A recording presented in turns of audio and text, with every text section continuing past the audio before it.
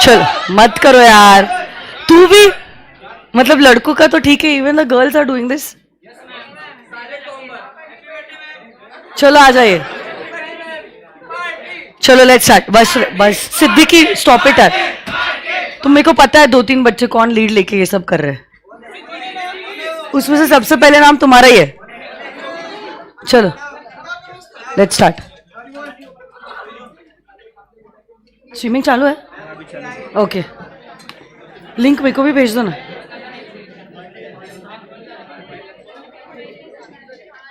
Check.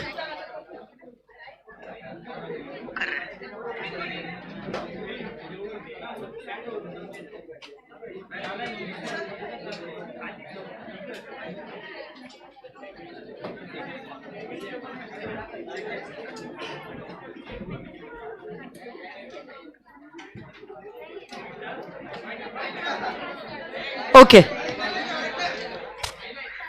A very good afternoon to all of you all. Check. मत करो यार तुम लोग, नहीं तो निकल जाओ क्लास के बाहर. इज्जत में बैठो सब लोग चुपचाप. 1 ही घंटे की क्लास है, मेरे को टाइम ही बहुत कम मिला है.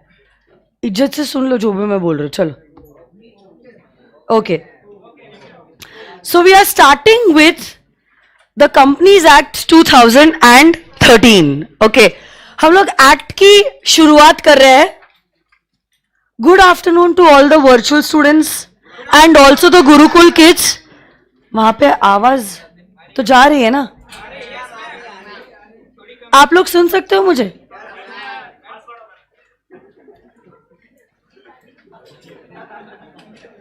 Just give a thumbs up.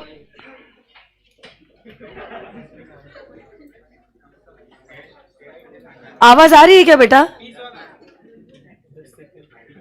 अच्छा, वहां पे शायद से लाइट भी आ रही जा रही है. लैग है, ठीक है. चलो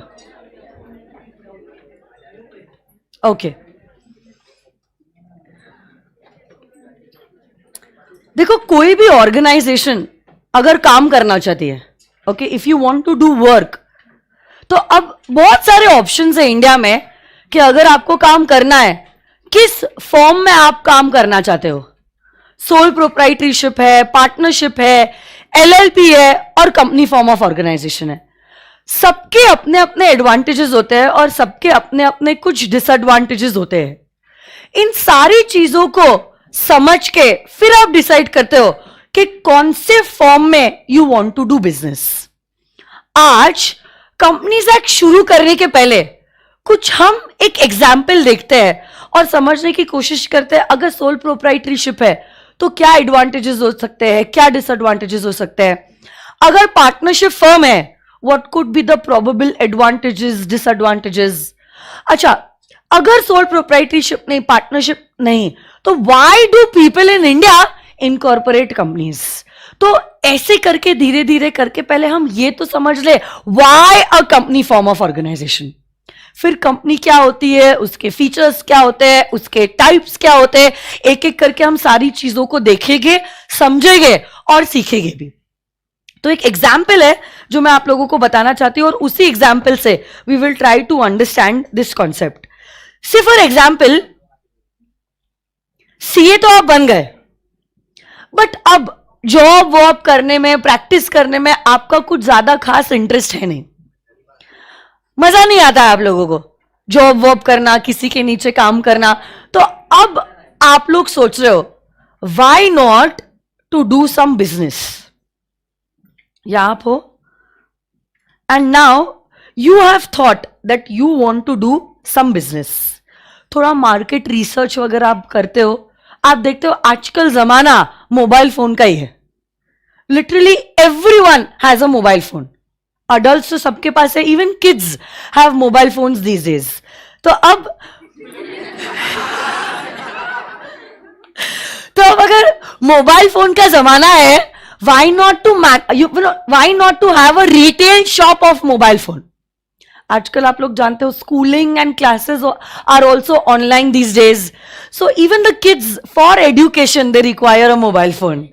Okay, so that is why अब आप सोचते हो यहीं पे बाजू में तिलक रोड है, यहाँ पे तिलक रोड पे आप चाहते हो that you want to open a retail shop of mobile phones. तो अलग अलग कंपनी से आप टाई अप करोगे, और टाई अप करने के बाद अब आप क्या करोगे, आप उनका मोबाइल फोन अपने शॉप पे रखोगे और कस्टमर्स को मोबाइल फोन बेचोगे। कुछ सैमसंग, कुछ वीवो, ओके नोकिया, कौन से जमाने में आप, 25 साल पहले हो आप कुछ एप्पल, और ऐसे करके आप क्या कर रहे हो, अलग अलग कंपनीज के फोन आप खरीद रहे हो और अपने शॉप में उसको डिस्प्ले करके बेच रहे हो। बट ऑफ कोर्स अगर आपको शॉप रन करना है, आपको शॉप खोलना है, क्या इसके लिए आपको पैसों की जरूरत है।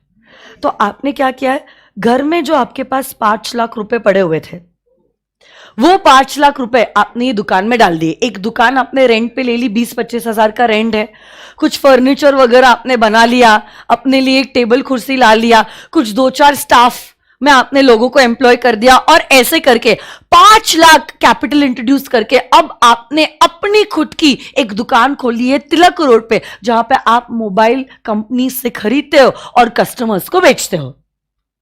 ये कब की बात है, से फॉर एग्जाम्पल दिस इज 2023।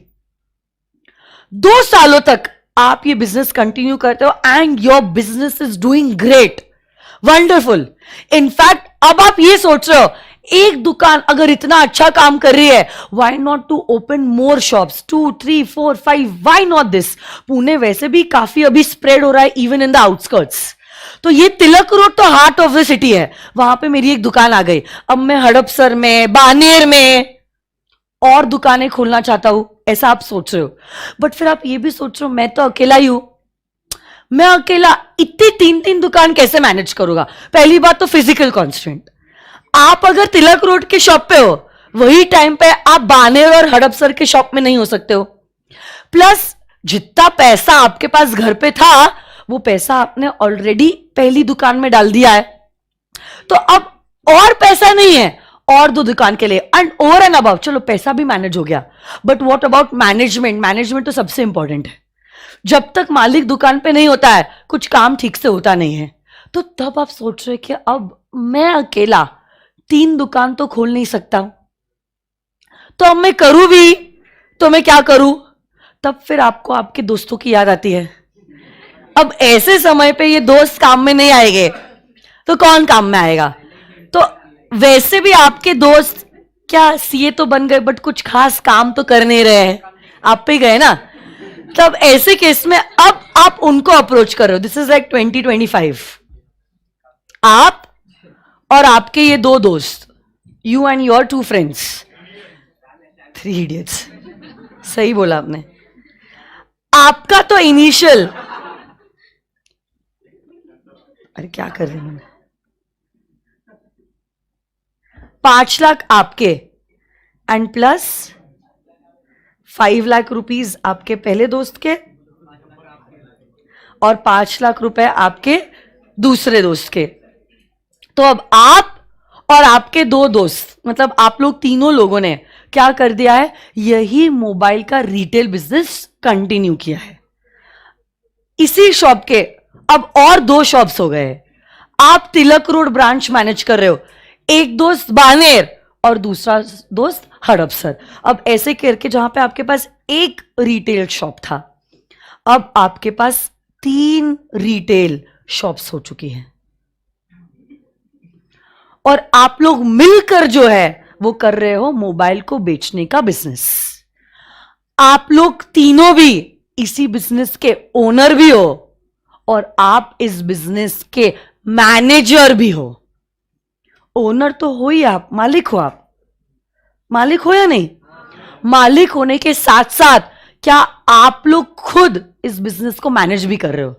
दुकान पे बैठते हो, कस्टमर को मोबाइल फोन बेचते हो, उनसे आया गया कैश या चेक एक्सेप्ट करते हो, बैंक में डिपॉजिट करते हो। उसके साथ साथ आप देखते हो कौन से कंपनी का मोबाइल फोन ज्यादा बिक रहा है, स्टॉक कम हो रहा है, वो कंपनी से कोऑर्डिनेट करके वो स्टॉक आप मंगाते हो, एम्प्लॉइज की सैलरी का पेमेंट करते हो, उनको आप मैनेज कर रहे हो। मतलब आप लोग इस ऑर्गेनाइजेशन के ओनर तो हो ही, साथ साथ आप इस बिजनेस को मैनेज भी कर रहे हो। ओनर मतलब क्या, साल भर बिजनेस करने के बाद जो भी प्रॉफिट आएगा अब आप तीनों आपस में बांट लोगे। बहुत बढ़िया चल रहा है ये बिजनेस। इनफैक्ट नाउ इट्स 2030 और आप सोचते हो इतने सालों से मैं ये बिजनेस में हूं, इन एंड आउट अब मुझे ये बिजनेस का पता चल गया है। तो अब instead of having one more retail shop, why not to manufacture own mobile phone. अब सारी चीजें समझ में आ गई है, कस्टमर की पेइंग कैपेसिटी कितनी है, कस्टमर मोबाइल फोन में क्या सारे फीचर्स देखता है, कैसा डिजाइन होना चाहिए, क्या कलर्स होने चाहिए, आपको सारी चीजें in and out mobile phones के बारे में पता चल गई है। टेक्नोलॉजी भी पता चल गई, और टेक्नोलॉजी कोई बड़ी चीज नहीं है, किसी आपने एक्सपर्ट को हायर कर लिया, टेक्नोलॉजी मैनेज हो जाएगा। दिमाग आपका है। अब आप सोच रहे हो I want to open a factory, and this factory is going to manufacture mobile phone in your brand name. But factory खोलने के लिए क्या लगेंगे, बहुत सारे पैसे। अरे बोलो ना, फैक्ट्री खोलने के लिए आप लोगों को लगेंगे बहुत सारे पैसे। जितना पैसा आपके और आपके दोस्तों के पास था, वो पैसा क्या ऑलरेडी आपने बिजनेस में सेकंड स्टेज पे डाल दिया है। अब अगर आपको और बहुत सारे पैसे चाहिए, आपके पास तो पैसे है नहीं, फिर आप किसके पास जाओगे, किडनी बेच दोगे?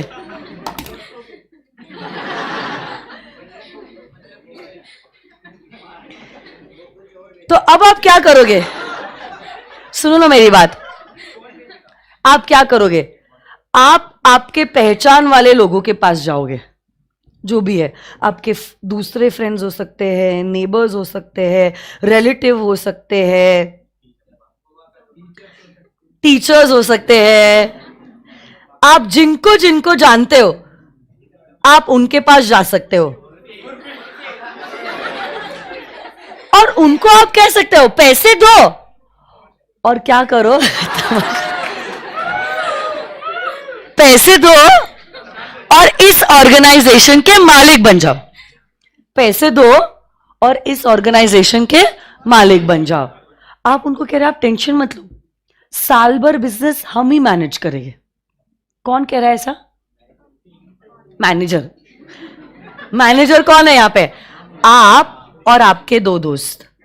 आप लोग कह रहे हैं मैम, जैसे आप मेरे पास है ना, टीचर आपने कहा है मैम, ओ मैम आप टेंशन मत लो, बस आप सिर्फ क्या करो, पैसे दे दो, साल भर हम बिजनेस करेंगे और मैनेज करेंगे, और साल भर बिजनेस मैनेज करने के बाद जो भी प्रॉफिट बनता है उस प्रॉफिट का हिस्सा हम आपको दे देंगे। इन शॉर्ट, ये पैसा देने के बाद मैम आप हमारे ऑर्गेनाइजेशन की मालिक बन जाओगे। You will become the owner of this particular organisation. You will become the owner of this particular organisation. और ऐसे आप बहुत सारे लोगों के पास गए हो, अपने नेबर्स, अपने रिलेटिव्स, मतलब मामा, मासी, बुआ, चाचा, बड़े पापा, टीचर्स, फ्रेंड्स, नेबर्स, और इनको आपने कहा है पैसे दो और ये ऑर्गेनाइजेशन के मालिक बन जाओ। बट ऑब्वियस सी बात है, पैसों के साथ साथ आपने उनको मैनेजमेंट का पावर नहीं दिया है। ये फर्स्ट और सेकंड केस में आप लोग ही ओनर थे और आप लोग ही मैनेजर थे, बट अब तीसरे केस में आपने ओनरशिप को मैनेजमेंट से कर दिया है सेपरेट। आपने आपके टीचर्स को, नेबर्स को ऑर्गेनाइजेशन का ओनर तो बना दिया है, बट मैनेजमेंट का अधिकार आपने उन लोगों को नहीं दिया है। मैनेजमेंट अभी भी आप लोगों के पास ही है, मैनेजमेंट अभी भी आप लोगों के पास ही है। क्योंकि आप खुद सोचो, सपोज से फॉर एग्जाम्पल आप जीजू के पास जाते हैं पैसे मांगने के लिए, जिया जी, जीजू पता है ना, तो अब आप सोचो आप जीजू से पैसे ले रहे हो और जीजू कह रहे हैं कि मुझे ऑर्गेनाइजेशन में मैनेजमेंट का भी अधिकार दे दे। क्या हो जाता है ना, जीजू अगर मैनेजमेंट में आ जाएंगे, हो सकता है इतने ओपनली आप बिजनेस नहीं कर पाओगे, थोड़े से आप सहम जाओगे, और फिर सपोज ऐसा हो गया आपकी सोच अलग है और जीजू की सोच अलग है, आप जीजू को अपफ्रंट मना भी नहीं कर पाओगे ना, मना करने का सोचोगे भी तो दीदी का चेहरा सामने नजर आ जाएगा, उसमें मां अलग सेंटी देगी, वो अलग, कैसा नहीं होता है, जीजू है वो तुम्हारे, तो वो अलग सेंटी। तो मतलब आप बड़े डिसीजंस और रिस्क ले ही नहीं पाओगे, क्योंकि इतने लोगों को अगर मैनेजमेंट में ला लेते हैं तो गड़बड़ हो जाती है। जैसे कहते हैं ना, too many chefs will spoil the food, ऐसी वो बात होती है। तो अब ऐसे केस में what are you doing, you are keeping the management with your self, you are only transferring the ownership. अब ओनरशिप अलग और मैनेजमेंट अलग, ओनरशिप अलग और मैनेजमेंट अलग। ओके, तो ऐसे करके ये लोगों से पैसे लेके अब आपने ओपन कर ली है अपनी खुद की फैक्ट्री। अब फैक्ट्री भी काफी अच्छा बिजनेस कर रही है। आपके बनाए गए मोबाइल फोन्स लिटरली हर घर में है इंडिया में, सबको बहुत पसंद आया है, and specially the rate at which you are giving the mobile phones is fantastic. Price से आपने मार्केट को तोड़ दिया है, less price and good features. तो अब आप सोच रहे हो, आपके बनाए गए मोबाइल फोन को अगर इतना अच्छा रिस्पॉन्स इंडिया में मिला है तो दुनिया भर में तो क्या ही बात हो जाएगी। So now this is like 2040। अब आप इस स्टेज पे हो लाइफ के और बिजनेस के भी, that you want to export these mobile phones which are manufactured by you. Export करना है आपको, और एक्सपोर्ट करना है, एक तो प्रोडक्शन का स्केल बढ़ाना पड़ेगा। अरे हाँ या ना, प्रोडक्शन का स्केल बढ़ाने के साथ साथ आपके जो मोबाइल फोन की क्वालिटी है शुड बी सच लेवल की quality that it should be acceptable in the international markets. तो आपको और पैसा चाहिए रिसर्च के लिए, डेवलपमेंट के लिए, नो जीरो टॉलरेंस पॉलिसी के लिए, कि थोड़ा डिफेक्ट भी टॉलरेट नहीं किया जाएगा, जीरो टॉलरेंस पॉलिसी के लिए। अलोंग विद दैट प्रोडक्शन का स्केल बढ़ाना है, और फैक्ट्रीज खोलनी पड़ेगी, या तो एग्जिस्टिंग यूनिट का कैपेसिटी बढ़ाना पड़ेगा, जो भी है। क्या पैसे और ज्यादा लगेंगे, बट अब जितना पैसा आपके दो दोस्तों के पास, आपके रिलेटिव्स और घर वालों के पास था, सारा का सारा पैसा क्या आपने ऑलरेडी बिजनेस में डाल दिया है। अब अगर आपको और पैसे चाहिए, आपको अब आप सोच रहे हो जो चीज की हमें कमी है और पब्लिक के पास भर भर के है पैसा, विटामिन एम, क्यों ना हम जनता के पास जाए। हम जनता को कहेंगे 10 रुपए दो, कंपनी के मालिक बन जाओ, 10 रुपए दो, कंपनी के मालिक बन जाओ। और ऐसे करके थोड़ा थोड़ा थोड़ा थोड़ा थोड़ा थोड़ा पैसा जो है हम सबसे लेंगे, और ये पैसा हम हमारे पास जमा करके हमारा एक्सपोर्ट करने का सपना जो है वो पूरा कर लेंगे। अब ऐसा आपने सोचा है।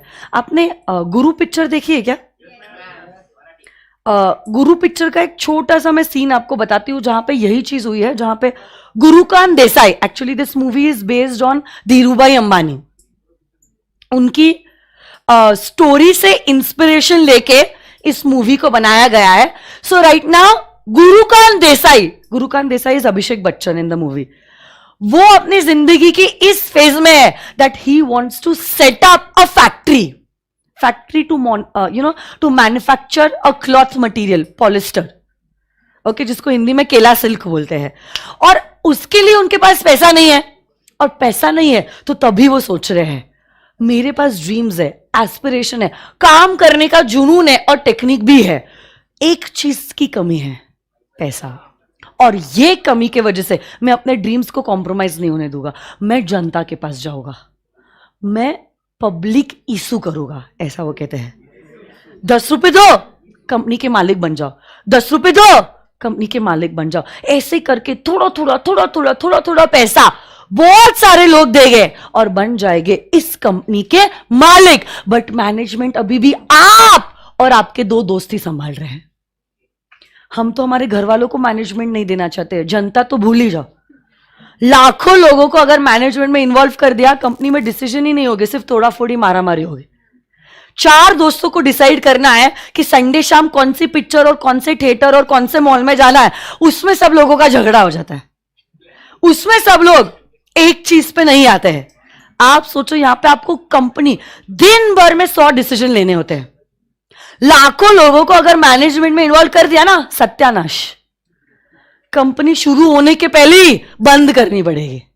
तो इसीलिए अभी भी मैनेजमेंट यहां पे भी आपने अपने और अपने दोस्तों के पास ही रखा है, बट जनता को बना दिया है ओनर। जनता को बना दिया है ओनर। देखो यहां पे क्या हुआ है।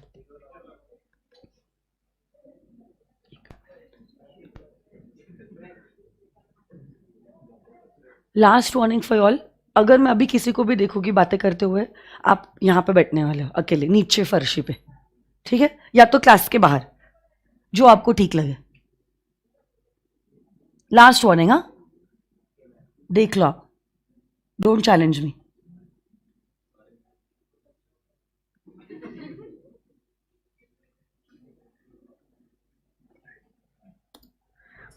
There is a small party that is going on over here, because अभी तक उनका बिजनेस काफी अच्छा काम कर रहा है, बट अभी तक वो लोग सिर्फ ट्रेडिंग कर रहे हैं। ट्रेडिंग मतलब समझता है, खरीद के बेचना।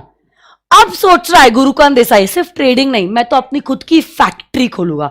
बट ट्रेडिंग के बिजनेस में काफी प्रॉफिट हुआ है, काफी। और क्योंकि अच्छा खासा प्रॉफिट हुआ है ना, that is why he is thinking of setting up a factory. Let's check it out. नहीं बस so there is a small party that is going on. एक ही सांस में घड़ा खींचो। क्या आप नहीं पिएगा, बीवी डांटेगी इसकी। यहाँ पे छोटी सी पार्टी चालू है। थोड़ा पी लो, कल सुनाई देगा। हाँ, देर के लिए माफी चाहता हूँ। अरे छोड़ो ना यार। काम ही कुछ ऐसा था। मैंने ट्रायल बैलेंस निकाला, पिछले 6 महीने का मुनाफा 3 गुना हो गया है, 300%। और क्लासिल का भाव छप्पर फाड़ के निकल गया। लेकिन खुश होने की कोई जरूरत नहीं है, क्योंकि अगर आज तक शक्ति परिवार ने 18 घंटे काम किया है, आज के बाद हम 25 घंटे काम करेंगे। पूछो क्यों? क्यों पूछो? हाँ, क्योंकि आज के बाद शक्ति परिवार से ट्रेडिंग नहीं करेगी। केला सिल्क बनाएंगे हम, फैक्ट्री खोलने जा रहे हैं हम। क्या बोल रहे हो? अभी से हम ट्रेनिंग नहीं करेंगे, हम फैक्ट्री खोलेंगे। We will be into the manufacturing of kela silk, मतलब पॉलिस्टर। अंग्रेजी मशीन से अंग्रेजी नाम का केला सिल्क निकालेंगे, पॉलिएस्टर। गुरु गाड़ी खरीद ली, इसका मतलब ये नहीं तू फैक्ट्री बनाने के सपने देख ले। जब तक सपने नहीं देखेगा तो इधर गांव में जड़ा रहेगा तू। और जमीन भी देख ली है जिग्नेश भाई, आपके गांव के बिल्कुल पास, 25 एकड़। संभल के चल, संभल के, इतनी जल्दी मत कर। अरे चलना कौन चाहता है, मैं तो दौड़ना चाहता हूँ, और तुझे गोद में लेके दौड़ रहा हूँ। हिलना मत, गिर जाएगा। पैसे कहाँ से आएंगे? सुना आपने इससे क्या बोला? पैसे कहां से आएंगे? ठीक है, तू सपने देख रहा है अलग बात है, तू दौड़ना चाहता है तू दौड़, बट पैसे कहां से आएंगे? अगर तेरे को फैक्ट्री सेटअप करना है, फैक्ट्री सेटअप करने के लिए क्या लगते हैं? बहुत सारे पैसे। पैसे कहां से लाएंगे? अब सुनो ये जो जवाब गुरुकांत देसाई दे रहे। कॉन्ट्रैक्टर है क्या तू? बैंक वाले तुझे पैसा दे देंगे? अरे कॉन्ट्रैक्टर को मारो गोली, और बैंक की ऐसी की तैसी। हम जनता के पास जाएंगे और फैक्ट्री खोलेंगे। 10 रुपए दो और फैक्ट्री के मालिक बन जाओ। पब्लिक इशू, फैक्ट्री कमाएगी ना तो हम भी कमाएंगे। पब्लिक इशू की परमिशन 1 महीने में आ जाएगी। ये हुई ना बात। इजी पे। तो समझ में आया उन्होंने क्या कहा? हाँ, we will go to the public. पैसों की कमी है, टेंशन लेने की बात नहीं है। हम क्या करेंगे? पब्लिक इशू करेंगे। हम जनता के पास जाएंगे और जनता को बोलेंगे 10 रुपए दो और कंपनी के मालिक बन जाओ। तो आज आपके लिए 10 रुपए कुछ नहीं होंगे, बट आप सोचो करोड़ों लोग अगर 10 रुपए भी मुझे दे देते हैं तो 10 करोड़ मेरे हाथों में आ जाते हैं। और ऐसे करके मेरा जो ये फैक्ट्री बनाने का सपना है, मेरा मतलब यहां पे गुरुकांत देसाई का, वो पूरा हो जाएगा। और फैक्ट्री कमाएगी तो जनता भी कमाएगी। मैंने आपको क्या बताया था इस एग्जाम्पल में? यहां पे 10 रुपए मांगकर आप इन लोगों को क्या बना दे रहे हो? आप इन लोगों को बना दे रहे हो इस फैक्ट्री का मालिक, ओनर। आप तो बस मैनेजर हो और आपको मैनेजमेंट का रेम्युनरेशन मिलेगा। बाकी जनता जो है, आम जनता, वो बनने वाली है इस फैक्ट्री की मालिक। और साल भर बिजनेस करने के बाद आपको रेम्युनरेशन मिलेगा और प्रॉफिट का हिस्सा जो है इन लोगों को दिया जाएगा। ये जनता है, this is the public at large.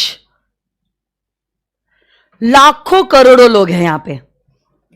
इन लोगों को हमने बना दिया है इस ऑर्गेनाइजेशन का ओनर, और आपके पास हमने रखा है मैनेजमेंट।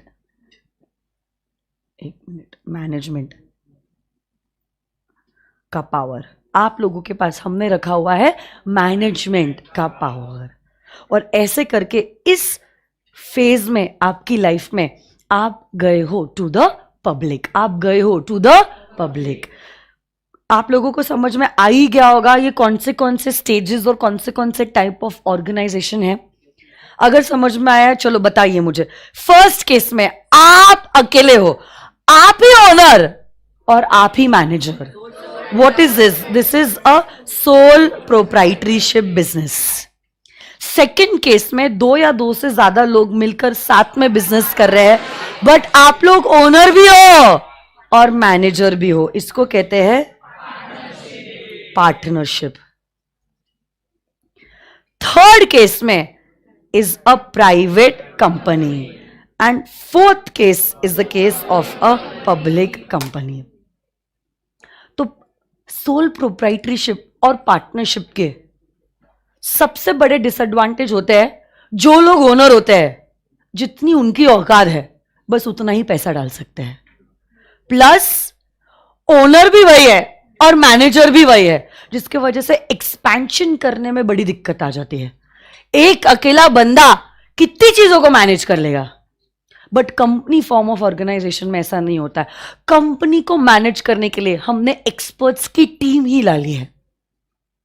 इनको कहते हैं एज द डायरेक्टर्स।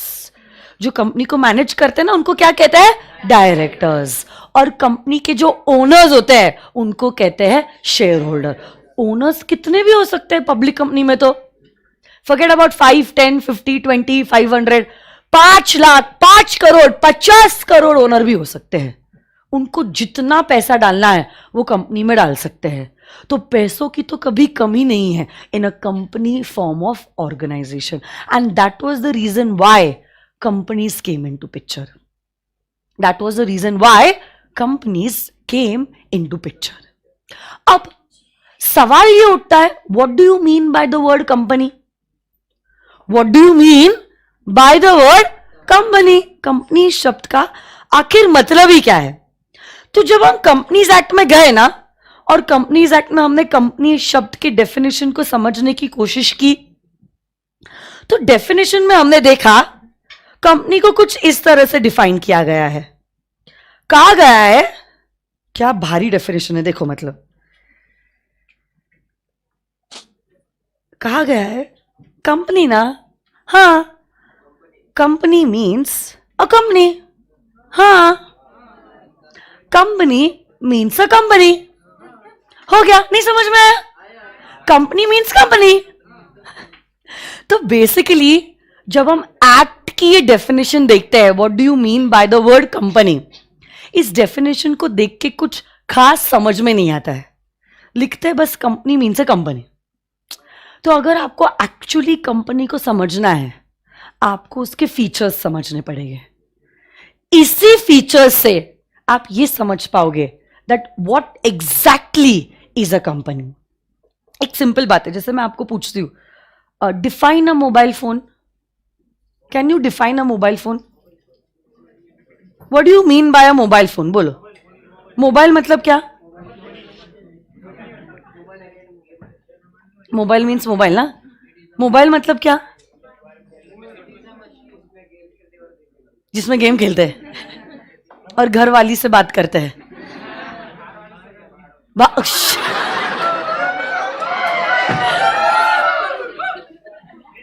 ऐसा कोई सीन करो मत, नहीं तो बैंड बज जाएगी. What do you mean by a mobile phone? Can somebody define a mobile phone? It is an essential. The food, shelter, clothing के साथ साथ अब मोबाइल फोन भी essential में आ गया है क्या? वैसे बन गया है आज के जमाने में necessity of life. Electronic gadget, it is an electronic gadget, but electronic gadgets तो कितने सारे होते हैं? Even a refrigerator is an electronic gadget. Even a television, even the AC is an electronic gadget. आप अगर ये कहते हो मोबाइल मीन्स इलेक्ट्रॉनिक गैजेट, तो आप इलेक्ट्रॉनिक गैजेट बोलोगे तो मेरे दिमाग में तो 100 अप्लायंसेस सामने आ गए जो इलेक्ट्रॉनिक गैजेट्स है. कम्युनिकेट करने के लिए. कम्युनिकेट आप दूसरी चीजों से भी करते हो apart from a mobile phone. Mobile phone आप कैरी कर सकते हो. सॉरी,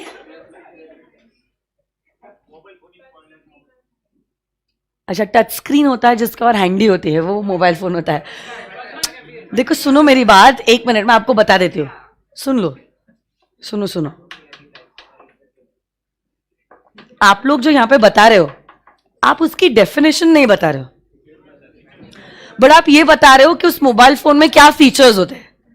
टच स्क्रीन होता है, कॉल कर सकते हैं, गेम्स खेल सकते हैं, पता नहीं चैटिंग कर सकते हैं, क्या क्या बोल रहे हो आप. These are the features of a mobile phone that you are telling मी.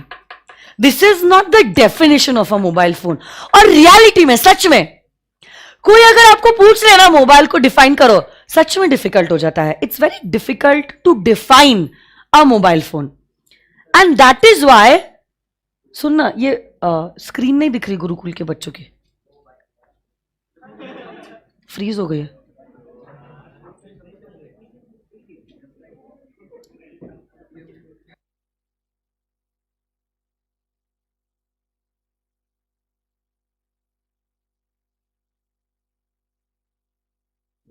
एक मिनट, गुरुकुल के बच्चों की स्क्रीन फ्रीज हो गई है.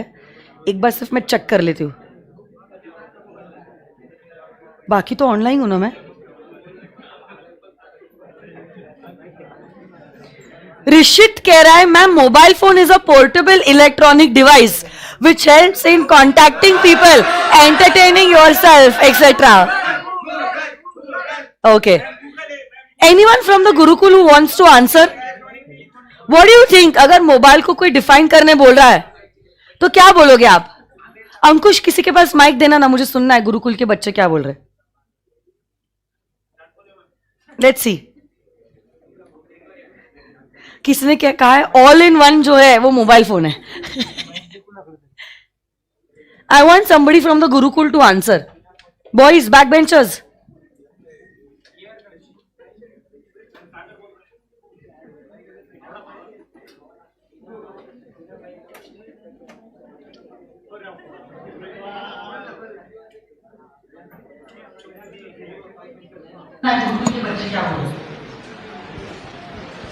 ओके, बोलो ना बेटा.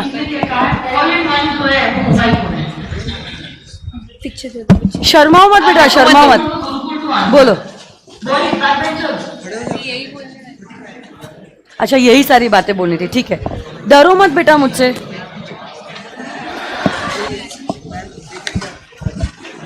हाँ बोलो बेटा. इलेक्ट्रॉनिक.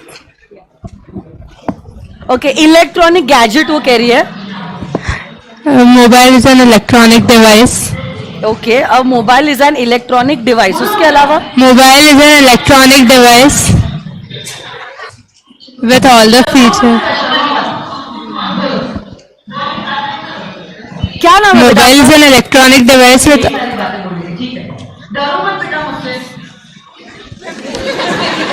ठीक है, चलो कोई बात नहीं. जोरदार तालियां इस बच्ची के लिए एक बार. Hello hello. ओके, ठीक है, चलो.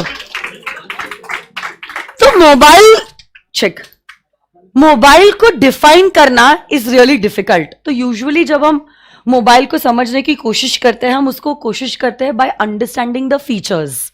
तो ऐसा कोई इलेक्ट्रॉनिक गैजेट जहां पे आप किसी से बात कर सकते हो, किसी से चैटिंग कर सकते हो. In fact it also has a camera, आप फोटोज क्लिक कर सकते हो.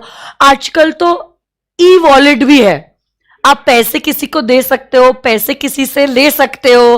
अलॉन्ग विथ दैट आप लेक्चर्स यूट्यूब पे देख सकते हो. If you want to be entertained, आप आईपीएल की मैचेस कुछ एप्लीकेशन से देख सकते हो, पिक्चर्स देख सकते हो, गाने सुन सकते हो.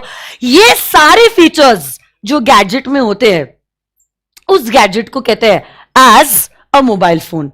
तो अब ये फीचर्स से मोबाइल फोन को समझना, डिस्क्राइब करना मच मोर इजियर हो जाता है as compared to mobile phone को डिफाइन करना.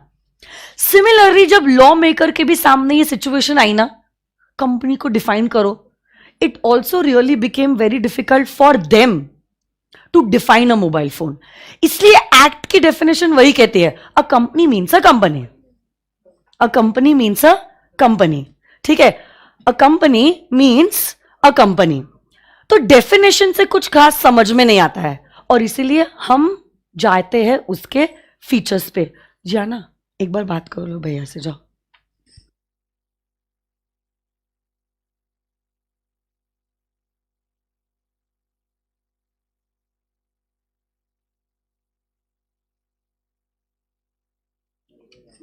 Okay, so that is why we understood the features of a company. और इसी फीचर्स से अब हमें समझ में आता है कि कंपनी होती क्या है.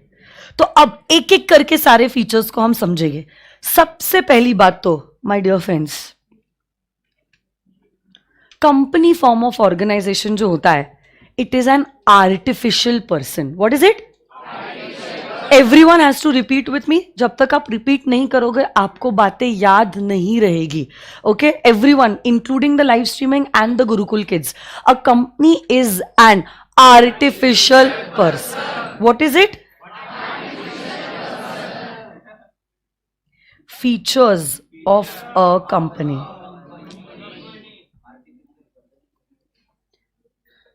So सबसे पहला पॉइंट है आर्टिफिशियल पर्सन. फीचर और कैरेक्टरिस्टिक्स में डिफरेंस पता है क्या?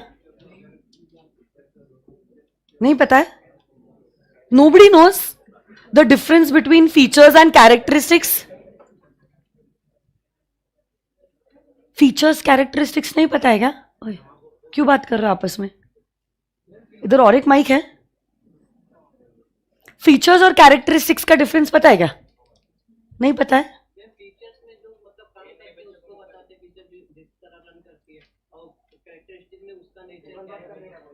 दोनों सेम ही बोल रहे हो आप. अच्छा चलो, मैं एग्जाम्पल लेती हूँ. फीचर्स और कैरेक्टरिस्टिक्स का अगर आपको डिफ्रेंसिएशन समझना है तो you should know this. Okay, because it's important. कल जाके अभी आप कोई भी टॉपिक अगर आप पढ़ रहे हो, you should first understand that features and characteristics are two different things. एक एग्जाम्पल से फीचर्स और कैरेक्टरिस्टिक्स के बारे में मैं आपको बताती हूँ. जैसे कि से फॉर एग्जाम्पल इसको पूछती हूँ मैं, चॉकलेट बॉय क्लास का. आपको अगर मैंने सपोज इसको एक सवाल पूछा कि से फॉर एग्जाम्पल आपको कैसी बीवी चाहिए,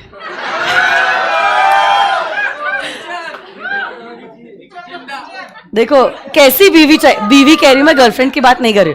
आपको कैसी बीवी चाहिए? कुछ तो आपने दिमाग में सोचा होगा कि अगर मुझे किसी से शादी करना है तो कैसी चाहिए मेरे को बीवी, बताओ.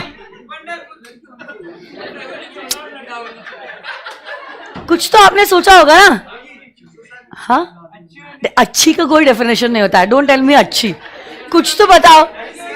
सीए होनी चाहिए या बीकॉम भी चलेगी, या अच्छी दिखने वाली, अच्छी संस्कारी, या कुछ तो ऐसे सोचा होगा ना आपने. अच्छा खाना बनाने वाली, कुछ तो सोचा होगा आपने.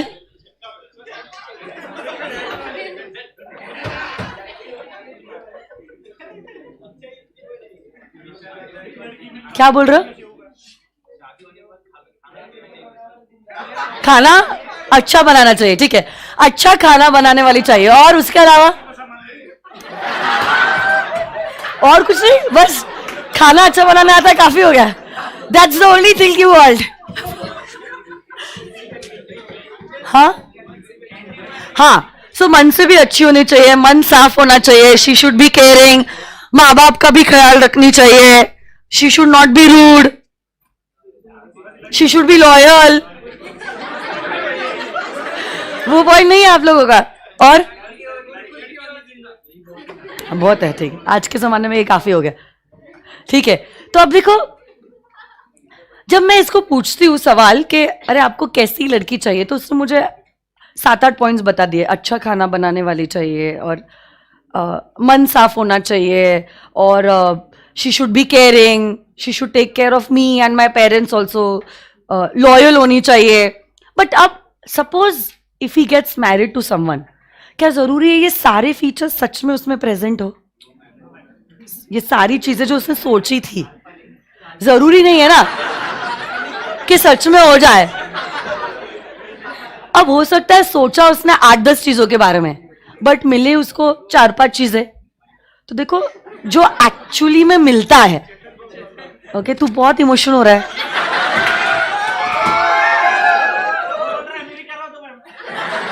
तुझे कुछ बोलना है और कुछ पॉइंट्स ऐड करने हैं उसमें? ओके, कुछ पॉइंट्स ऐड करना है. हाँ, तो एक्चुअल में जो मिला है, that is actually the features. जो आप सोचते हो आर द कैरेक्टरिस्टिक्स, और जो एक्चुअली मिलता है आर द फीचर्स. इसीलिए जब कभी भी आप मोबाइल स्टोर में जाते हो ना, आप कभी ये नहीं बोलते हो इस फोन के कैरेक्टरिस्टिक्स क्या है, आप पूछते हो कि भैया ये फोन के फीचर्स क्या है. So you don't tell what your expectations are, you say what are actually present in the phone are the features. हम क्या पढ़ रहे हैं, कंपनी के कैरेक्टरिस्टिक्स या कंपनी के फीचर्स? जब हम कंपनी के फीचर्स पढ़ रहे हैं, इसका ये मतलब होता है these things are already present in the company form of organization. जिसमें से पहला फीचर जो है वो ये है that the company is an artificial person. The company is an artificial, so it's not a natural person like you and me. It is an artificial person. Artificial मतलब it is created by law and it can only be dissolved by law. You and I are not created by law. Okay, so basically a company is created by a process that we have created. उसका अब documentation होता है, registration होता है, और फिर company existence में आती है. एंड दैट इज वाई उसका बर्थ नेचुरल नहीं बल्कि आर्टिफिशियल है. A company is an artificial form of organization. A company is an artificial form of organ. देखो, मैंने fictitious ये वर्ड का इस्तेमाल किया या artificial? fictitious मतलब काल्पनिक. ओके, illusionary, जैसे कि Shaktimaan, Spiderman, Batman. These characters are illusionary, imaginary, fictitious.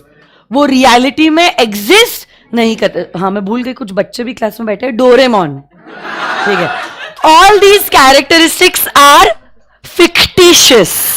ये काल्पनिक है. डोरेमोन रियलिटी में एग्जिस्ट नहीं करता है.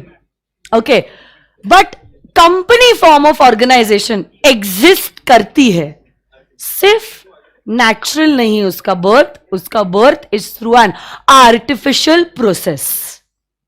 जैसे कि एक एक्चुअल गुलाब का फूल है which is growing in a garden, और बहुत बार हमें घर को डेकोरेट करना होता है, हम आर्टिफिशियल फ्लावर्स लेके आते हैं. वो गुलाब का फूल भी एग्जिस्ट कर रहा है, ये आर्टिफिशियल फ्लावर्स भी एग्जिस्ट कर रहे हैं. फिक्टिशियस नहीं है, काल्पनिक नहीं, इमेजिनरी है. क्या? दोनों एग्जिस्ट कर रहे हैं. आप उनको टच कर सकते हो, महसूस कर सकते हो, सब पॉसिबल है. सिर्फ दोनों फ्लावर्स में डिफरेंस ये है, उसका नेचुरल बर्थ हुआ है बाय नेचर, और इसको इंसान ने बनाया है, the artificial flower. Similarly even a company is an artificial form of organisation which is created by a process of law. It's not fictitious. It is artificial. It is first feature of a company form of organization that it is an artificial person. Second point, company form of organisation का होता है perpetual succession.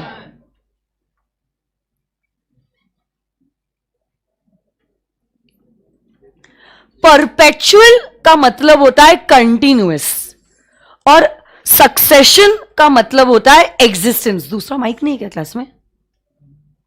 Perpetual का मतलब होता है continuous और succession का मतलब होता है existence. Company form of organisation is created by law. It is created by law and it can only be dissolved by law. उसका नेचुरल बर्थ भी नहीं है और नेचुरल डेथ भी नहीं है. It is created by law and can only be dissolve by law. तो law में ही प्रोसीजर है कैसे कंपनी को वाइंड अप करते हैं और वो वाइंडिंग अप का प्रोसेस फॉलो करके आप कंपनी को डिसॉल्व कर देते हो, बंद कर देते हो. और ये नेचुरल नहीं होता है. This is a process. After following the company will come to an end. So basically जब तक आपने वो प्रोसेस फॉलो नहीं किया है कंपनी का एग्जिस्टेंस चलता ही रहेगा. कंपनी का एग्जिस्टेंस चलता ही रहेगा. इनफैक्ट मेंबर्स आएंगे और मेंबर्स जाएंगे. ओके, बट कंपनी जैसी है वो वैसी की वैसी ही रहेगी. जन्मों जन्मों तक, युगों युगों तक उसका एग्जिस्टेंस चलता ही रहेगा. धीरूभाई अंबानी ने रिलायंस इंडस्ट्रीज को इनकॉर्पोरेट किया था. आज क्या धीरूभाई अंबानी है? बट क्या रिलायंस इंडस्ट्रीज है? JRD टाटा ने टाटा ग्रुप खोला था, मे बी टाटा स्टील. आज JRD टाटा नहीं है. क्या हुआ बेटा? कुछ प्रॉब्लम है? ठीक है. कुछ छेड़ रहा है आपको? बताना मुझे. हाँ, जो भी छेड़ रहा है. तो देखो, आज JRD टाटा नहीं है बट क्या टाटा ग्रुप ऑफ इंडस्ट्रीज अभी भी है? मेंबर्स आए, मेंबर्स गए, बट कंपनी जैसी है वैसी की वैसी रहेगी और वो चलती रहेगी. हो सकता है मुकेश अंबानी भी कुछ सालों बाद नहीं रहेंगे.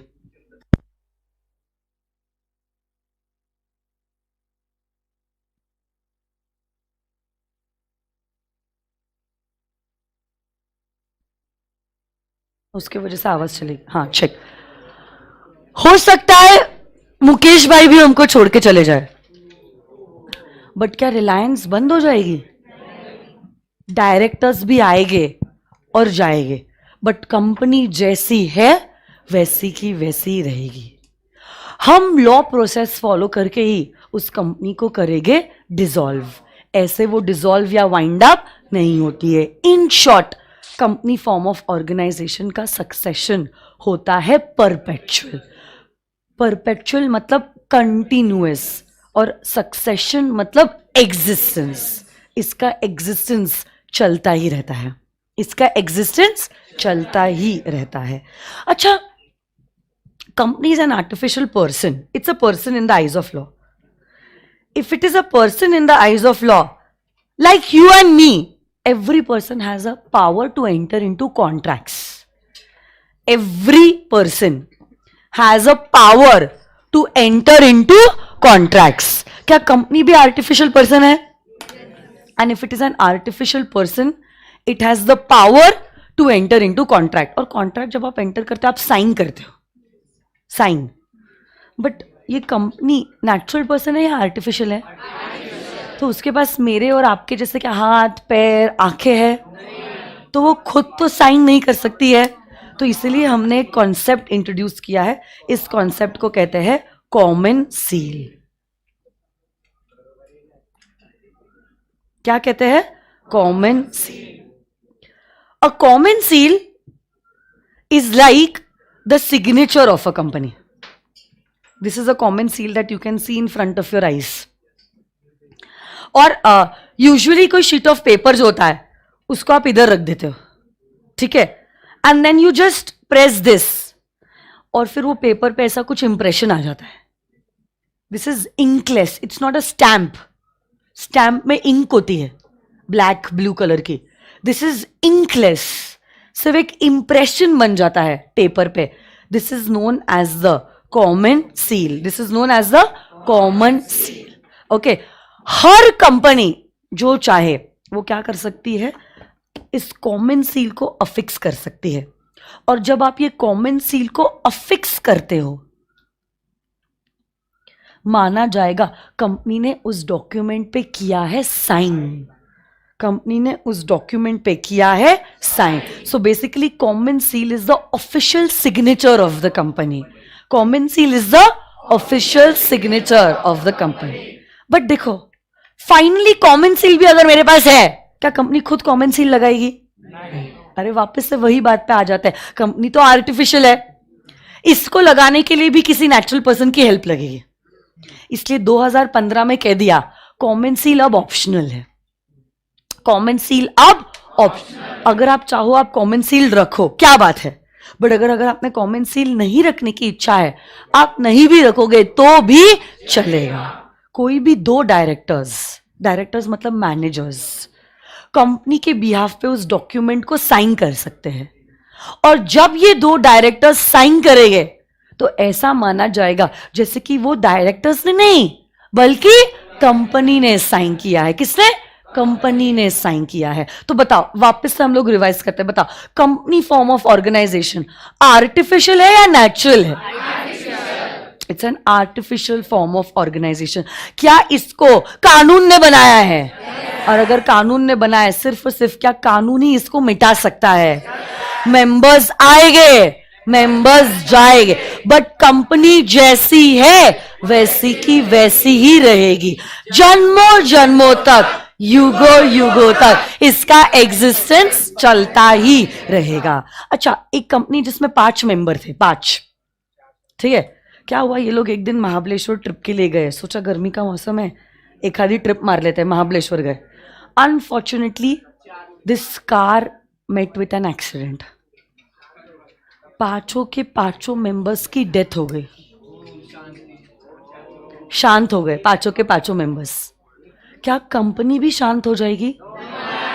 बट 5 के 5 मेंबर्स की डेथ हो गई, एक भी मेंबर नहीं है कंपनी में. ऐसे कैसे? Very good. देखो, कंपनी अलग होती है उसके मेंबर्स से. तो सपोज पापा की डेथ हो गई, तो पापा के शेयर्स अब बच्चों के हो जाएंगे, जो भी है, बेटा बेटी, ठीक है, या बीवी के, अगर वाइफ भी है तो. सो बेसिकली पापा की डेथ हो गई, शेयर्स बच्चे के हो गए. या तो कभी कभार नॉमिनेशन भी होता है. आपने जिस किसी के नाम पे नॉमिनेशन किया है, अब शेयर्स जो है क्या उसके नाम पे हो जाएंगे? तो भले ही पापा की डेथ हो गई, बट शेयर्स बच्चे के हो गए या नॉमिनी के हो गए. मतलब कंपनी मेंबरलेस नहीं हुई है, अभी भी कंपनी में मेंबर्स है. पहले पापा थे, अब बच्चे हो गए. और कंपनी का क्या होता है? Common seal. आज के जमाने में कॉमन सील मैंडेटरी है या ऑप्शनल है? अगर कॉमन सील है, क्या बात है. बट अगर ना भी है तो भी क्या चलेगा? क्या any 2 directors can sign on behalf of the company? सबसे मेन और सबसे important feature is that the liability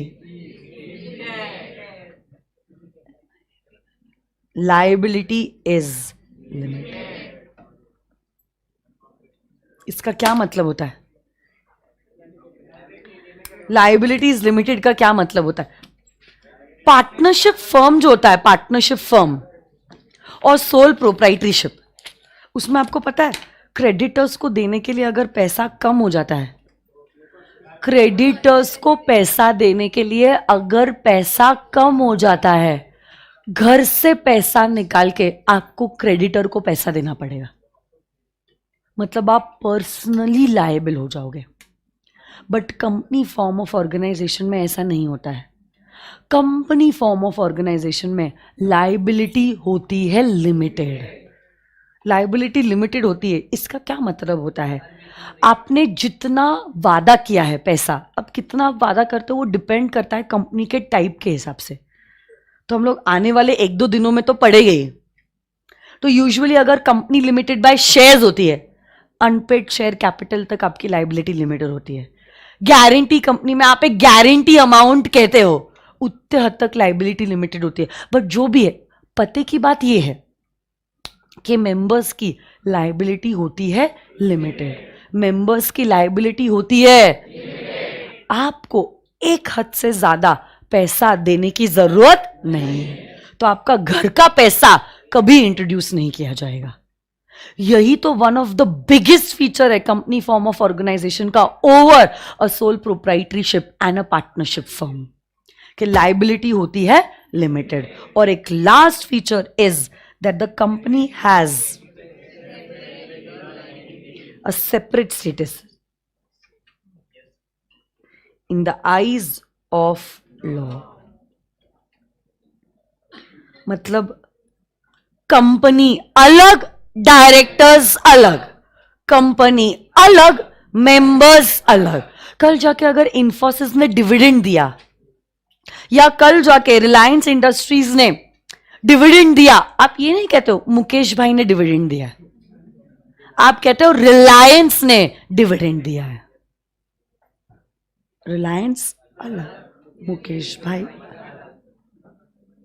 हम ऐसा नहीं कहते कि हम अनिल अंबानी जी के लिए काम करते हैं, हम कहते हैं हम रिलायंस पावर के लिए काम करते हैं। नहीं आई बात समझ में? हम ये नहीं कहते हम रतन टाटा के लिए काम करते हैं, हम कहते हैं हम टाटा मोटर्स के लिए काम करते हैं। रतन टाटा अलग, टाटा मोटर्स अलग। A company form of organization has a separate status in the eyes of law. Gurukul kids, please pay attention.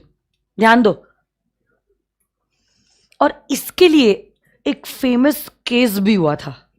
मैंने आपको कहा था हम क्या पढ़ रहे, बोलो, लॉ पढ़ रहे या एक्ट पढ़ रहे? Law is equal to dash plus dash plus dash, act plus rules plus case laws. देखो सबसे पहला केस लॉ जो आपके सामने मैं इंट्रोड्यूस कर रही हूं is in the name of Salomon versus Salomon and company limited. ये केस में क्या हुआ था, सुनो मेरी बात, सुन लो। There was a person Salomon, okay, he was carrying on the business of manufacturing boots as a sole proprietor. Organization का फॉर्म कैसा था? Sole proprietorship. कैसा था? सोल प्रोप्राइटरीशिप। मैन्युफैक्चर करते थे बूट्स, बट पैसों की जरूरत थी। जितना पैसा था सारा पैसा डाल दिया था, सारा का सारा, बट और पैसों की जरूरत थी। तो अब उन्होंने सोचा क्यों ना कंपनी इनकॉर्पोरेट करो, and he wanted to incorporate a public company. कैसी? देखो कंपनी प्राइवेट हो सकती है, पब्लिक हो सकती है। He wanted to incorporate a public company. और मैं आपको बताना चाहती हूं पब्लिक कंपनी को इनकॉर्पोरेट करने के लिए 7 लोग लगते हैं, कम से कम 7 मेंबर्स। कितने? ये पता है आप लोगों को कि नहीं पता है?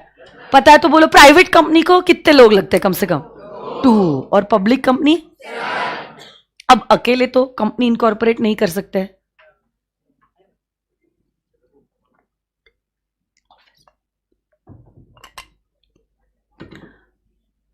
अकेला सैलमन तो कंपनी इनकॉर्पोरेट नहीं कर सकता, कम से कम कितने लोग लगते हैं? 7। तो सैलमन ने क्या किया, वो खुद with his wife, he had 1 daughter and he had 4 sons. Family का पूरा उपयोग किया उन्होंने, और 7 लोगों ने मिलकर एक पब्लिक कंपनी इनकॉर्पोरेट कर दी in the name of Salomon and company limited. देखो कुछ सीखो इनसे।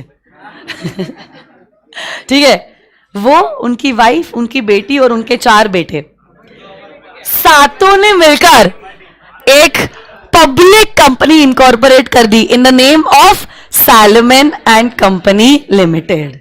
ओके,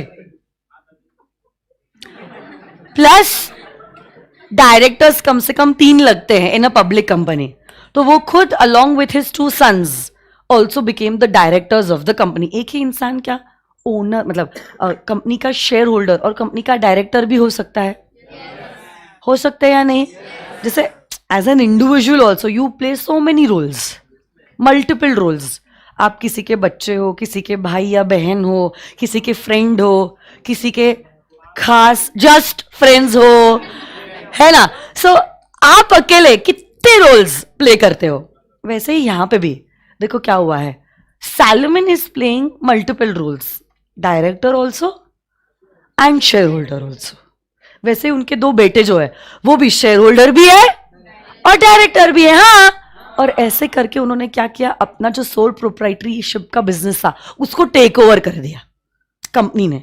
और अब कंपनी के रूप में मैन्युफैक्चरिंग ऑफ बूट्स का बिजनेस चालू है कंपनी के रूप में.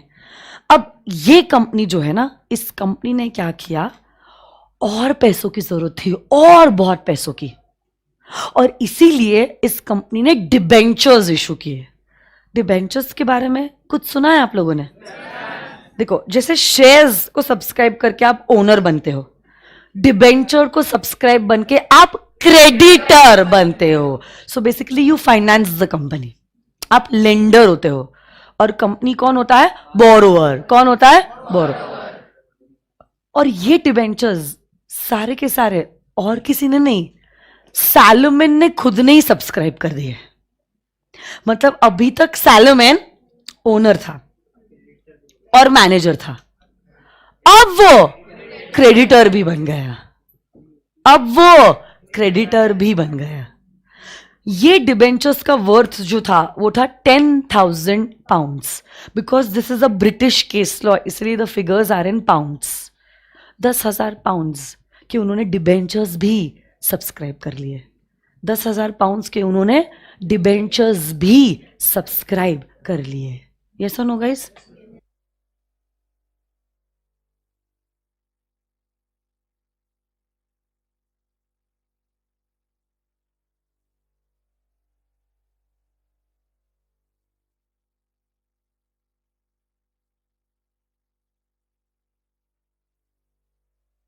ओके, तो सुनो मेरी बात.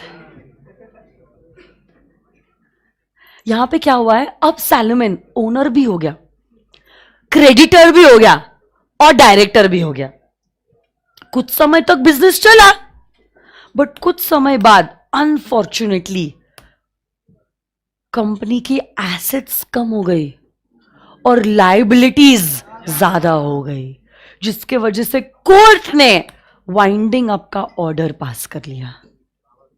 सैलोमन को देखो, रो रहा है बेचारा.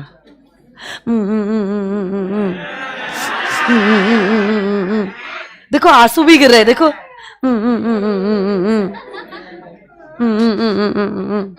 रो रहे हैं बेचारे. जो कंपनी इनकॉर्पोरेट की थी अब वो वाइंड अप हो जा रही है. और अब वाइंड अप क्यों हो रही है? क्योंकि एसेट्स हो गई है कम और लायबिलिटीज हो गई है ज्यादा. ऐसी कुछ बैलेंस शीट थी. एसेट्स 6050 पाउंड्स और लायबिलिटीज 10 + 8 18,000 पाउंड्स की लायबिलिटी. क्या लायबिलिटीज हो गई है ज्यादा और क्या एसेट्स हो गई है कम? हाँ या ना? इसीलिए तो कोर्ट ने कंपनी को बंद करने का ऑर्डर पास कर दिया ना.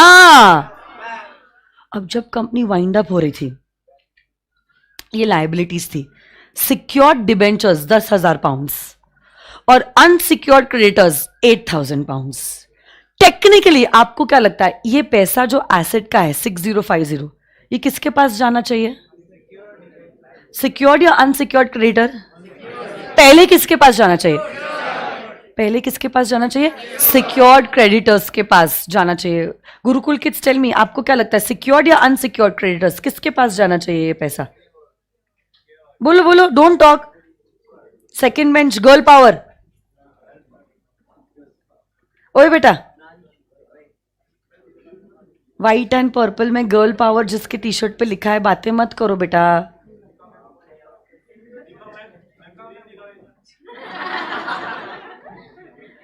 Okay. What do you all feel Gurukul kids, ये पैसा किसको देना चाहिए? सिक्योर्ड डिवेंचर होल्डर्स को या अनसिक्योर्ड क्रेडिटर्स को?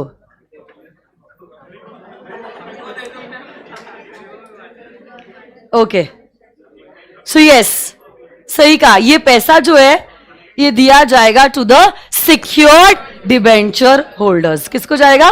सिक्योर्ड डिवेंचर होल्डर्स को ये पैसा जाता है। ठीक है, तो अब देखो, सैलोमन तो पैसे लेने आ रहे थे, बट बाकी क्रेडिटर ने ये पैसा लेने नहीं दिया ना। बाकी क्रेडिटर ने, सैलोमन पैसा लेने जा रहे थे, लेने जा तो रहे थे, बट बाकी क्रेडिटर्स ने कहा रुक भाई, ये बाकी के क्रेडिटर्स है, हम तेरे को पैसा लेने नहीं देंगे। छीन लिया ये पैसा, कहा कि ये तो बढ़िया है, तू अपने बीवी बच्चों के साथ कंपनी इनकॉर्पोरेट कर ले, हमसे पैसा ले ले, और जब वाइंड अप हो रहा है जितना पैसा बचा है अपने अपने घर में लेके चले जा। ये गलत कर रहा है तू, ये पैसा हम तेरे पास जाने नहीं देंगे, ये पैसा हम लेके जाएंगे। कौन कह रहा है ऐसा? Unsecured creditor. कौन कह रहा है?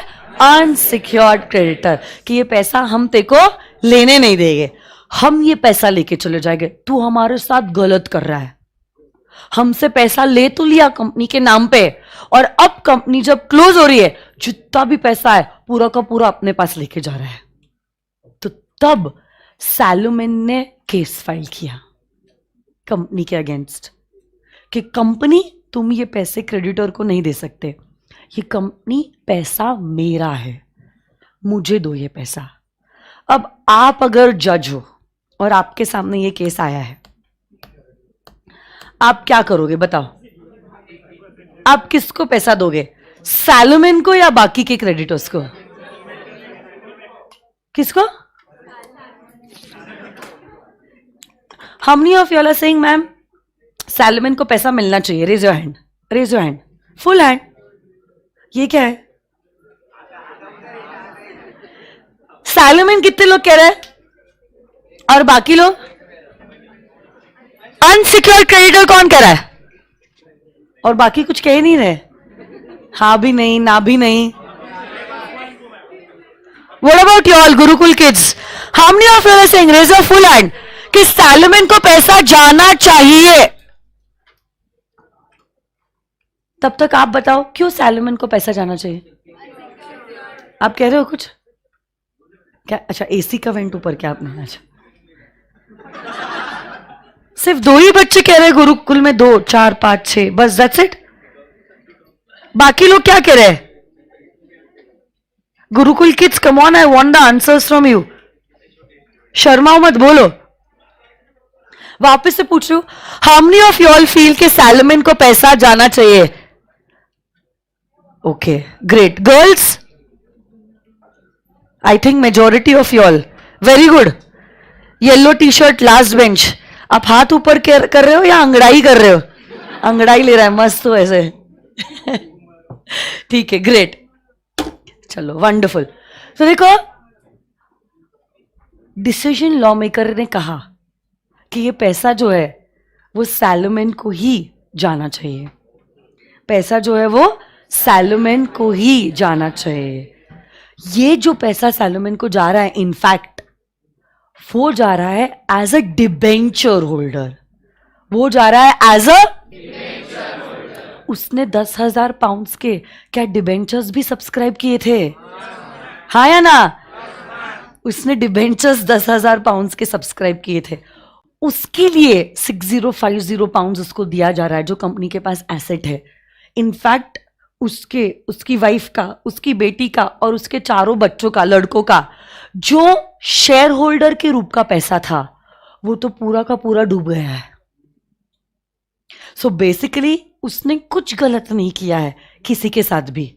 जो पैसा मिला भी है उसको not as a member but as a creditor मिला है, not as a member but as a creditor मिला है, not as a member but as a, तो उसका आस्क एकदम सही है। इनफैक्ट एज अ क्रेडिटर भी उसको 10,000 पाउंड्स मिलना चाहिए, सिर्फ 6050 मिला है। बाकी का तो बैड डेट लॉस, बाकी क्रेडिटर्स का भी बैड डेट लॉस, और एज अ मेंबर जो उसने शेयर सब्सक्राइब करते वक्त पैसा दिया था ना, वो भी तो पूरा का पूरा पैसा डूबा है ना, वो भी तो पूरा का पूरा पैसा डूबा है या नहीं डूबा है? अरे बोलो। वही लॉ मेकर ने भी डिसीजन लिया है। तो मैं चाहती हूं आप लोग सब ये कोर्ट का जो डिसीजन है एक साथ रीड करेंगे। I want you all to read it in one voice. Come on now, come on. The court held that Salomon and Company Limited was a real company. A company is a legal person. Check.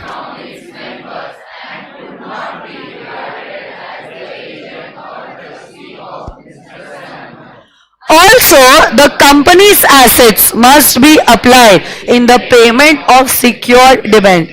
As a secured creditor is entitled to payment out of assets on which his debt is secure in priority to the unsecured credit.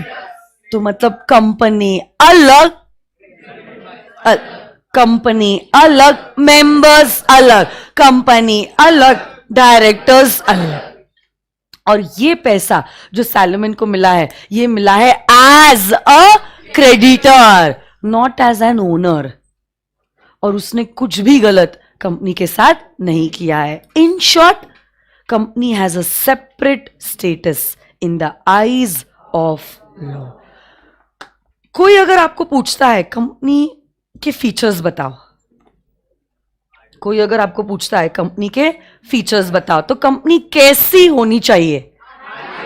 तो company ऐसी होनी चाहिए कि लोग तालियां बजाए, claps. Company कैसी होनी चाहिए? ऐसी होनी चाहिए कि लोग तालियां बजाए। C is for common seal, L is for limited liability, A is for artificial person, P is for perpetual succession and S is for separate. देखो वापस से, this is a memory technique. कोई अगर पूछता है आपको कि कंपनी कैसी होनी चाहिए, कंपनी ऐसी होनी चाहिए कि लोग तालियां बजाए, claps. C is for L is for A is for P is for and S is for. क्या बात है। Does everyone have a separate notebook for law? Open कीजिए। आज के लिए, आज थोड़ा सा मैंने एक्सटेंड किया है because this weekend is going to be an off for you. Okay, this and the next weekend are the only weekend wherein you are going to get an off. उसके बाद से Saturday भी sessions होने वाले हैं, ठीक है। आप लोगों के लिए ऑफ नहीं है। Tomorrow we are meeting for partnership act. Really very sorry, आपके सैटरडेज ऑफ पहले ऑलरेडी हो चुके, बाद में डिस्कस करते हैं। पहले नोटबुक में आ जाइए। आपने कल लिखा है द कंपनीज एक्ट 2013 लिखा है।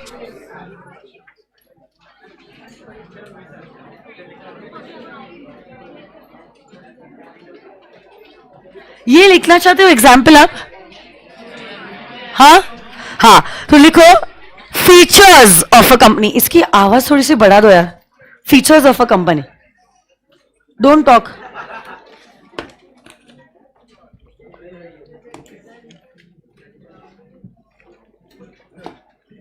लिखो features of a company and memory techniques are only for your memorizing. कल जाके इंस्टीट्यूट ने सवाल पूछा कंपनी कैसी होनी चाहिए, तो लिख के मत आना है कि लोग तालियां बजाए, क्लैप्स। भगा देगा आपको examiner. Features of a company नीचे लिख सकते हो, memory technique, claps. First point दीजिए। अभी आप मेमोरी टेक्निक के हिसाब से आंसर लिखोगे। तो पॉइंट नंबर 1 दो कॉमन सील। पॉइंट नंबर 1, थोड़ी सी कम करो आवाज, गूंज रही है। Common seal, common seal. Dash करके लिखो। रुको रुको रुको, अरे मैं डिक्टेट कर रही हूं। कॉमन सील डैश लिखो अभी। Common seal, common seal is the official signature of a company. Common seal, please make it sure your handwriting is reasonably good. Common seal is the official signature of a company.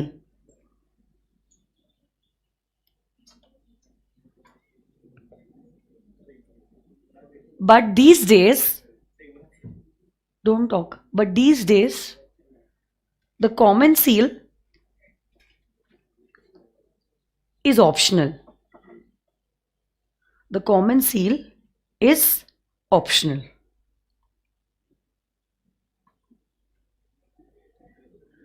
Point number 2. L is for limited liability. लिखो point 2. L के लिए लिखो limited liability. Point number 2 लिखो limited liability. लिखो the liability of the members.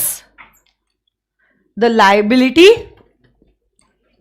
of the members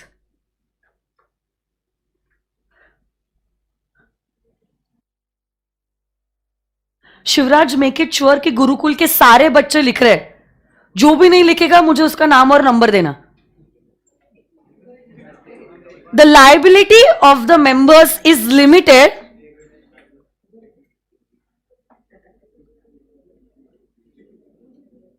and the extent to which it is limited and the extent up to which it is limited and the extent up to which it is limited depends upon the kind of company. Depends upon the kind of company. Virtual live streaming students also, please write down, okay? Next. क्या लिख रहे हो next point? A, artificial person.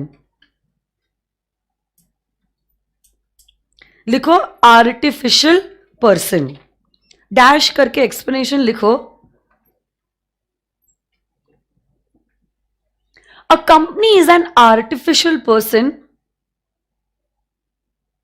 created by a legal process.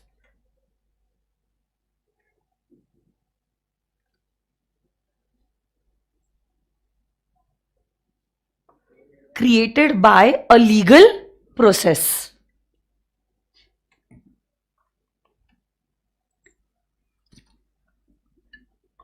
Next point number 4. Perpetual succession. Perpetual succession.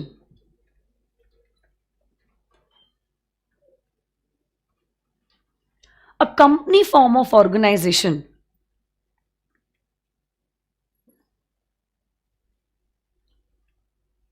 has a continuous existence.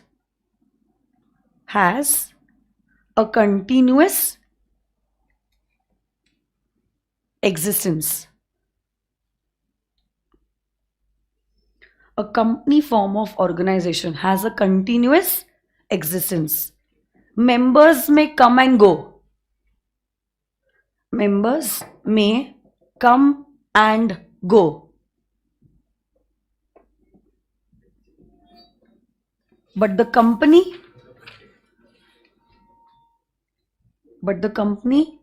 remains as it is.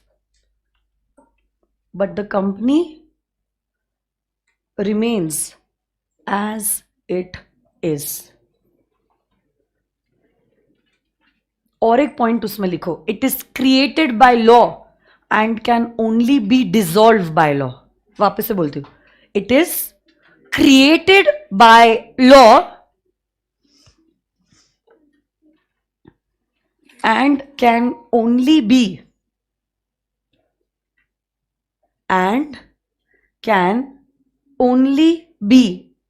dissolved by law. Red pen नहीं चलेगा examination में. ओए, only black ball pen. Book में लिख रहे हो ठीक है. And can only be dissolved by law. And last feature points दो ना, 1 2 3 4 5. पॉइंट नंबर 5 लास्ट क्या है बताओ तो. Separate legal status.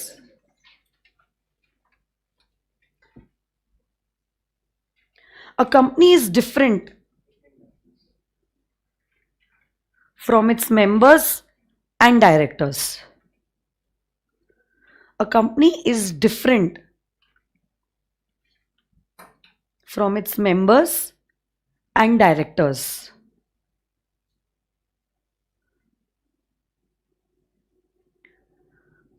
The company can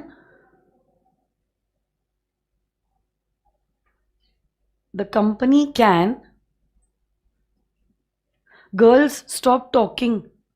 Gurukul girls,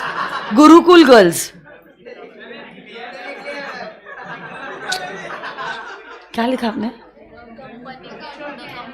The company can buy assets in its own name. The company can buy assets in its own name and incur liabilities. It can buy assets in its own name and incur, INCUR, incur liabilities in its own name.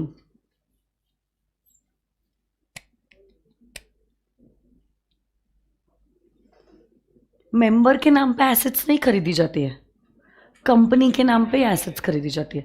जो liabilities भी इनकर होती है member director के नाम पे नहीं होती है, कंपनी के नाम पे होती है. तो एक बार देख लेते हैं आज हमने क्या किया है and then I will call it an off. आज हमने जब डेफिनेशन देखी कि कंपनी होती क्या है, तो लॉ मेकर ने कहा company means a company as incorporated under this act.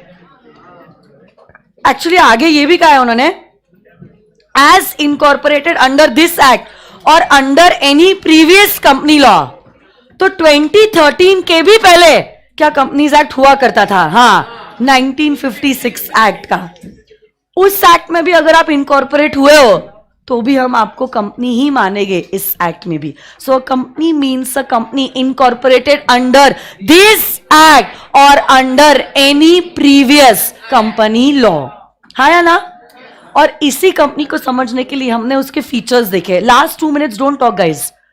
Company कैसी होनी चाहिए बताओ कि लोग तालियां बजाएं, claps. C is for, A is for, L is for, P is for, and S is for. आज के जमाने में कॉमन सील मैंडेटरी है या ऑप्शनल है? कंपनी आर्टिफिशियल है या फिक्टिशियस है? मेंबर्स की लाइबिलिटी लिमिटेड है या अनलिमिटेड? कंपनी का सक्सेशन कैसा होता है? और क्या कंपनी अलग, मेंबर्स अलग, कंपनी अलग, डायरेक्टर्स अलग, कंपनी अलग, क्रेडिटर्स अलग, कंपनी अलग, एम्प्लॉइज अलग. हाँ या ना? So thank you so much guys for patient listening. I will see you all on Monday. ठीक है? Thank you so much. Monday before coming to class also please collect your books. Okay, जहां तक virtual students की बात है, Monday से आपकी books dispatch होना चालू हो जाएगी. तो 1 वीक के अंदर आपको बुक्स मिल जाएगी. Till that time for the virtual students I will share the e notes to you all. Okay, thank you so much. Bye bye. Enjoy your weekend. मजा करो. Bye bye.